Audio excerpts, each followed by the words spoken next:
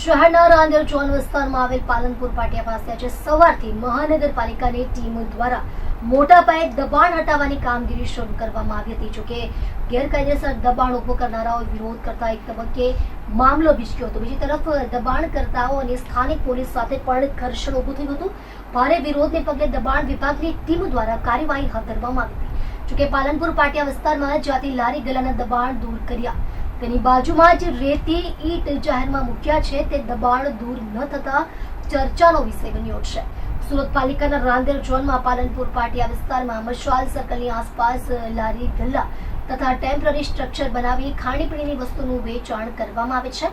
આ ઉપરાંત રામનગરથી હાઉસિંગના રોડ પર ગેરકાયદે શાક માર્કેટ પણ ભરાઈ છે. છેલ્લા ઘણા સમયથી ગેરકાયદેસર દબાણને પગલે સ્થાનિકોથી માંડીને રાહદારીઓ અને વાહન ચાલકો ત્રાહિમામ પોકારી ઉઠ્યા છે. સ્થાનિકો દ્વારા અંગે ફરિયાદ કરતા આજે સવારે જ પાલિકાએ દબાણ દૂર કરવાની કામગીરી કરી હતી. ત્યારે શરૂઆતમાં લોકોએ ભારે વિરોધ કર્યો હતો, જેના કારણે પોલીસ બોલાવવી પડી હતી. પોલીસ બંદોબસ્ત વચ્ચે આ દબાણ દૂર કરવાની કામગીરી હાથ ધરવામાં આવી હતી. જોકે પાલિકાએ જે જગ્યાએથી દબાણ દૂર કર્યા તેની બાજુમાં જ રસ્તા પર ઈંટ અને રેતીના ઢગલા હતા. અહીંથી ઈંટ અને રેતીનું વેચાણ થઈ રહ્યું છે. જોકે પાલિકાએ નાના દબાણ દૂર કર્યા, પરંતુ આ દબાણ દૂર કર્યા નહીં. આ ઉપરાંત આ રોડ પર રોજ સાંજે શાકભાજી માર્કેટનું ન્યુસન્સ છે, તેની સામે પણ કોઈ કાર્યવાહી કરવામાં આવતી નથી, જેના કારણે દબાણ દૂર કરવાની કામગીરી સામે અનેક પ્રશ્નો ઉભા થઈ રહ્યા છે.